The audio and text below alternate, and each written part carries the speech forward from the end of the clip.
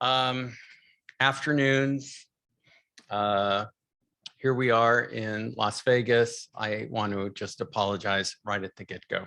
So again, my name's Jonathan. I'm the director of a group called Climate Resolve. We're about 20 staff members, nonprofit group located in downtown Los Angeles, at a building called the Clean Tech Incubator. So there's a bunch of for-profit groups that we get to work with there as well. People who are thinking of ways to have airplanes fly through battery storage without any fuel whatsoever. Crazy stuff is going on there. Anyway, our group is the one that convinced the city of LA over 10 years ago now to update their building codes and to mandate a unique standard on solar reflectance for steep slope roofs in and above what the California building code was demanding. And that code now stands at 0.25 SR for both the city and the county of Los Angeles. Some of you in the room probably know that quite well because you've had to design product associated with that. And for that, I'm not apologizing. I'm just saying that we've kind of given you business, new research in that area.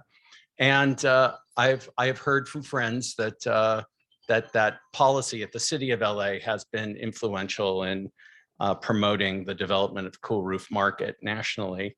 And so our job is basically to spur more adoption of reflective surfaces.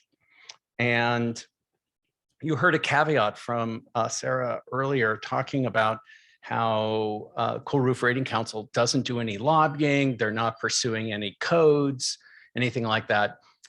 Climate Resolve, yeah, we do all that. That's what we do. And so recently, here's some lobbying. We persuaded the state of California to spend about $800 million on for projects that help protect the public from extreme heat. And right now there's about 100 million in there for reflective surfaces. We're going for another 200 million right now. I don't know if we'll get it. It's up to negotiation between the Assembly, the Senate, and the governor's office. So that's kind of what we do.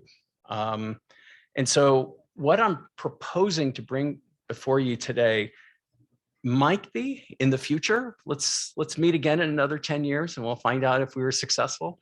Might even be more revolutionary and substantial than what we started off with at the city of LA and how that's been influential.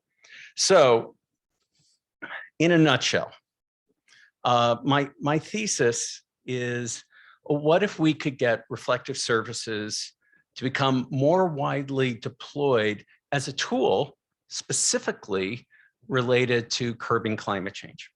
And not merely for the reasons that you've heard very eloquently stated about making buildings more energy efficient or curbing smog or protecting the public from the urban heat island, all wonderful things, but also as a really essential tool in curbing the greenhouse effect.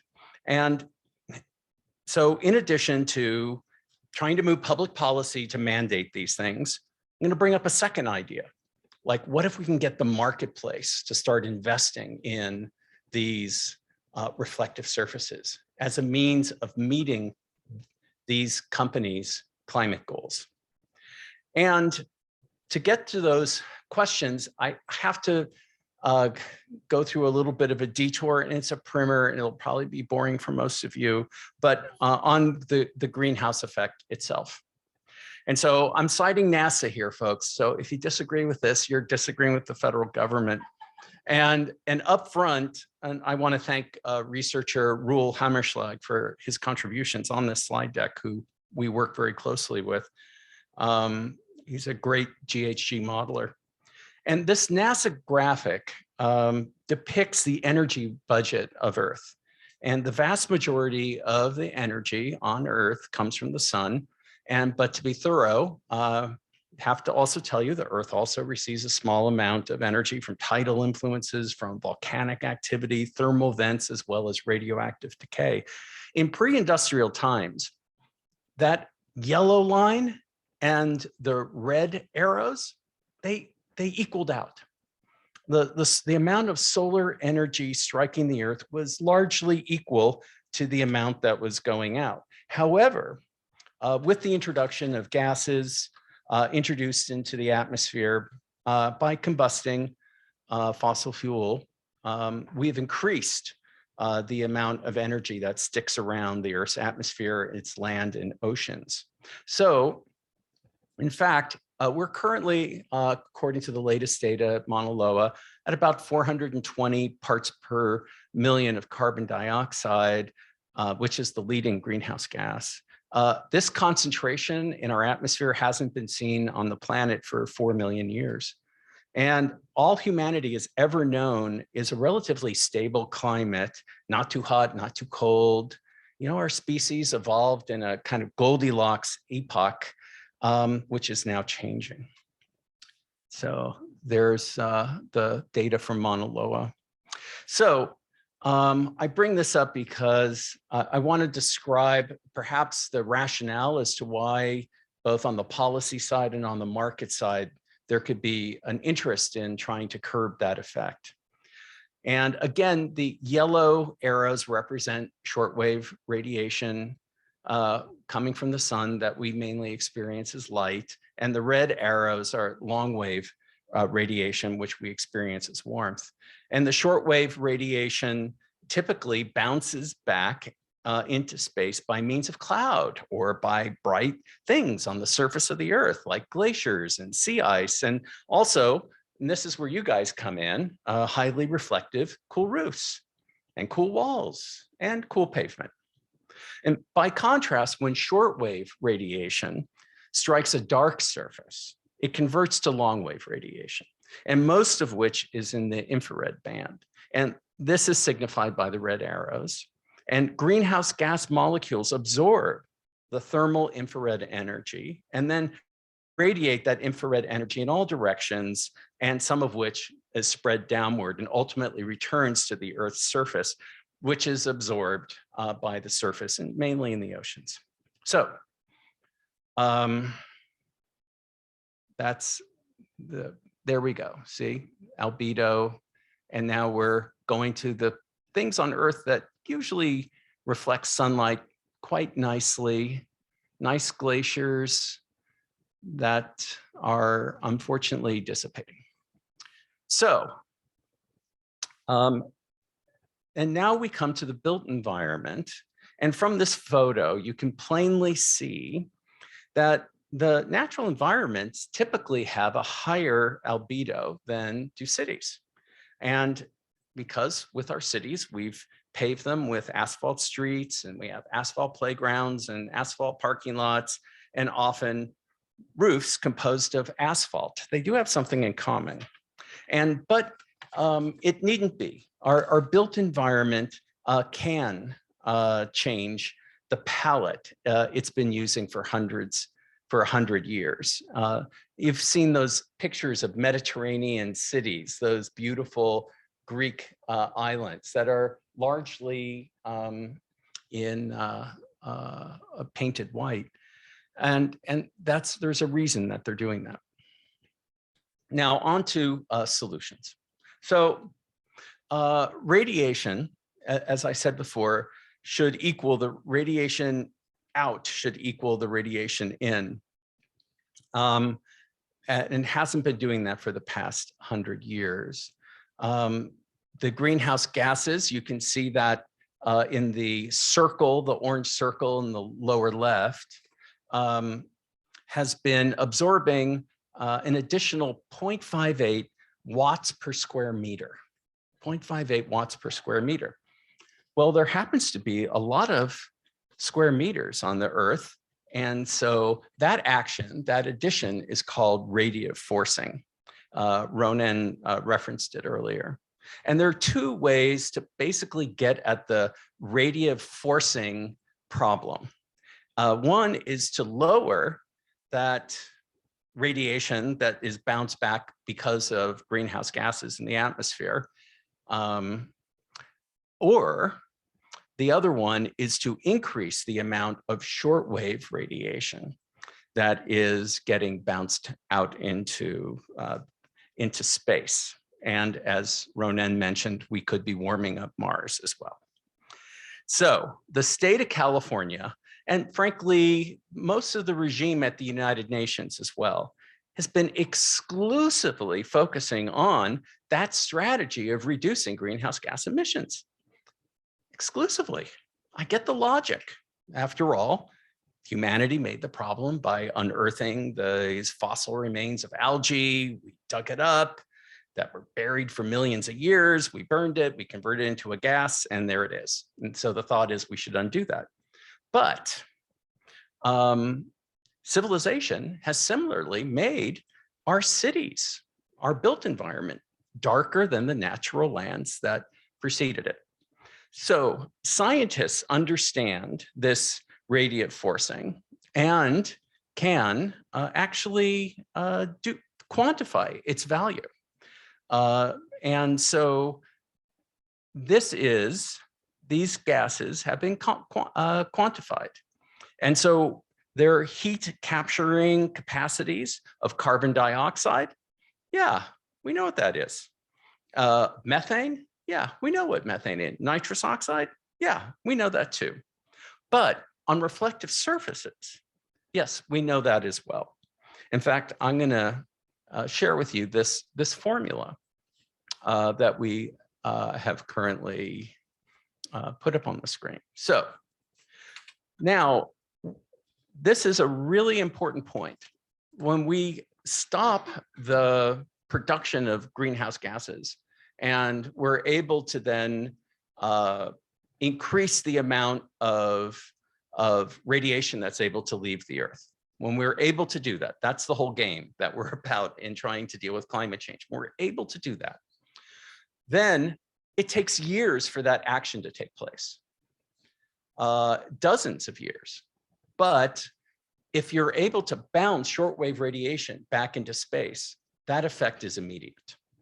And I think that's a really key and important point. And it actually points to the ability of bouncing shortwave radiation into space as a really important strategy in dealing with the problem. And so I also wanted to point out some caveats. So when the current greenhouse gas regime removes CO2, they count that in 100-year time horizons. And yet we're dealing with a 25-year, 30-year roof coating. And so we'll have to factor that differently. It's right now when they're trying to preserve a forest, they have to certify that that forest won't be cut down for 100 years. And you're also, in terms of where you put these things, you're going to get a much greater climate benefit by placing a cool roof near the equator than you will near the poles. And also clouds can block the shortwave radiation as well. And trees can block rooftops. And so those are things that we also have to take into consideration. These are the variables. But I just want to now caveat the caveat. When you take all of these things into consideration, and even if you discount the benefits, still the bouncing shortwave radiation back into space really pays off. So let's talk about the carbon market. There are two. There's one that's mandatory, regulatory, and in California, we do have a cap and trade system. And that is, it covers many sectors, but it doesn't cover all the sectors. So for example, it doesn't cover things like the businesses that operate. And so you could have a business like a Google or Apple or Facebook, or even real estate development. Those are not covered by cap and trade. And so you have those companies that I just mentioned that want to, for their own purposes internally, not necessarily for reasons of conscience, but for trying to position themselves to be a good partner in the global marketplace, are voluntarily going to carbon neutrality. So our organization, for example, has helped a very large real estate concern get to net zero. They're building 21,000 homes in Los Angeles County. And they also can contain about 55% of their GHG on the physical footprint of their property that they're developing. But that means they have to go out and get 45% from somewhere else. And where do you get that 45%? Where do you look for it? If you are only going to overseas markets by, let's say, you're going to get cook stoves in various parts of Latin America or in Africa, you can do that for around $5 per mitigated ton. It works. People have projects like this. It's effective. It gets the job done. But if you're living in Southern California, you're saying, well, that's very well and good that they are able to do these projects for these far-flung places, but what about us? And so there's been a tremendous push for these voluntary markets to start focusing in on local mitigation projects. So for example, our organization has been helping that project that I just described, that large real estate development. And we have been helping them reach carbon neutrality by doing these GHG mitigation projects in Southern California by various means. And it's a very rigorous regime to achieve that, to achieve these projects and to get them certified. But it's just to let you know that this is a big area of focus in this voluntary market right now. And we have yet to come to the point of using albedo as a means of helping these companies that want to use the voluntary market to reach their goals. So we looked at 250 square meters. If you cool down that roof by 10%, what does that equal? And it equals about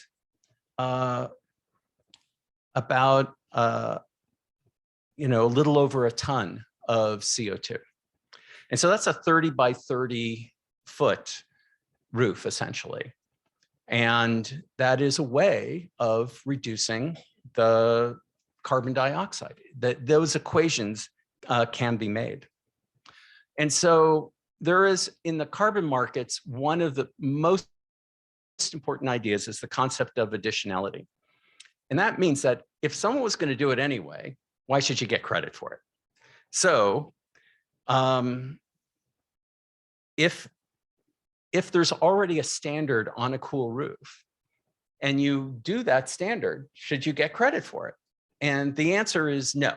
If you're just, let's say it's a low slope roof in California and you want to go to 0.63 SR.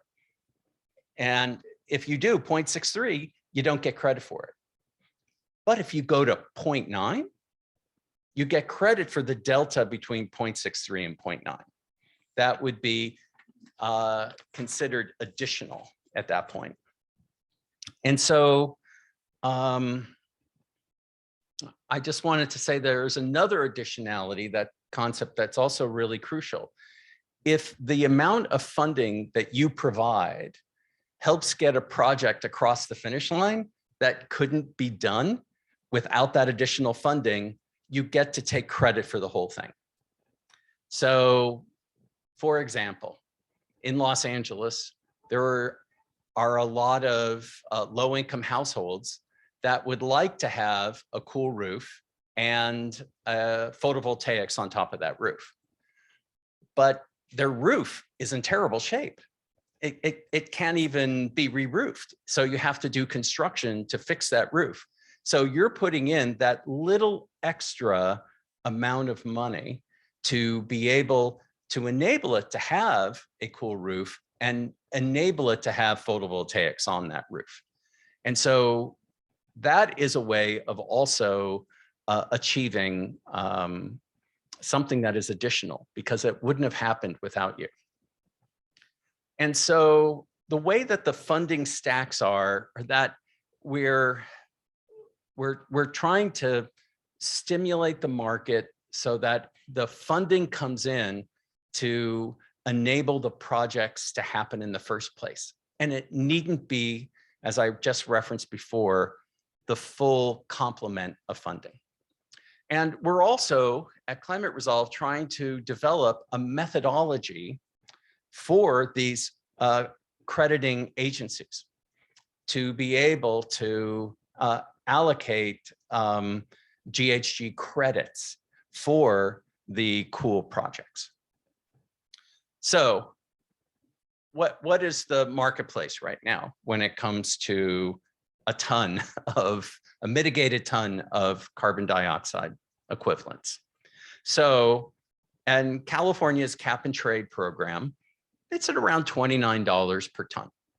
Keeps going up every year. As you can see, there are other costs.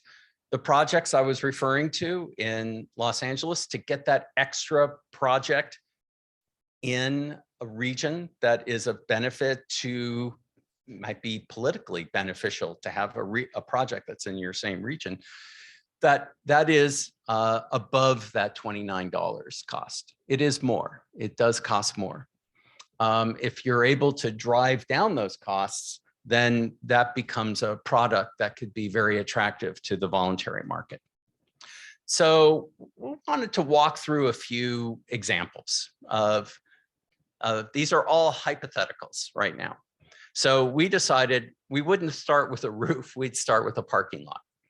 And so if you take this parking lot surface at the Walmart here in Las Vegas, and in brightening it, we were able to, at $10 per ton, mitigated ton, $10. And I just said cap and trades at 27. So that would be, that value of brightening that parking lot would be $40,000 before any other consideration. I thought that was kind of an interesting price point. Might be worthwhile to do it then, because someone would pay you that money to do that parking lot.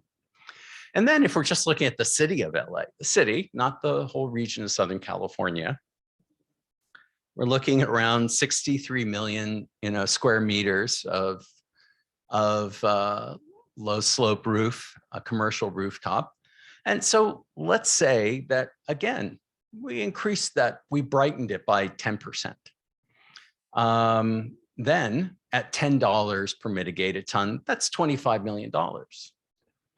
So as you can see that there are some potentials here and in a large scale. Now, let me give you a negative case study, okay? So here's a regular, nice old family, single 2,400 square foot home with a steep slope roof. The benefit of brightening that home would only be $170 before all the discounting would have to go on to it. So the thing I wanted to bring up is just how speculative these various the costs are, because at $10 a ton, we believe that the voluntary market for a local project, people are going to be willing to pay much, much more than that. And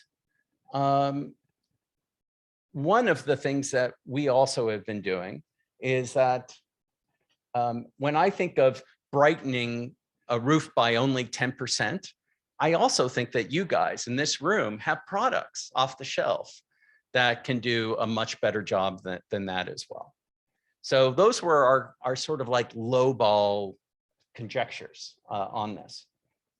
So what we're working to is to get the crediting agencies at the California Air Resources Board, and there are 3 of them, to approve this kind of methodology. One is the American Carbon Registry, the Climate Action Reserve, and a group called Vera. And so we've been reaching out and talking with their staff to get this very unique form of a methodology. Again, it's not greenhouse gases. If you talk to these guys about reducing natural gas, boy, do they have an answer for you right away. But what we're trying to do isn't even in the same, family tree. It's a separate genus entirely of getting at the greenhouse effect. And so because of that, we don't even know if we have the state of California, because it's the Air Resources Board that currently manages climate emissions. And that's air resources. And what we're talking about is albedo. It doesn't even go into the same category. So we are currently working on this event. We think this is a wonderful next step on the end of this month. And there will be people there from the Air Resources Board. Our sponsors include Climeco, which is one of the biggest offset providers in the United States. They do a lot of really good work. Latham and Watkins is fascinated by this. They have been one of the leading law firms in trying to come up with GHG methodologies and calculations. They see a lot of promise in this concept. And the construction firm Skanska is also supporting us. So, Climate Resolve is an advocacy organization. Our goal is to dramatically scale up the deployment of reflective materials. And there are paths that we've taken before, which is via public policy and changing building codes and trying to get funding out of the state to support these projects. And we'll still pursue those paths. But we are also very much committed to using the marketplace. And for those companies that want to achieve carbon neutrality, to give them new opportunities and new ways of achieving it. I think there's tremendous opportunity here. We're in the first nascent stages, but I just wanted to share our thinking and some of our approaches with you and look forward to your partnership in continuing this. Thank you.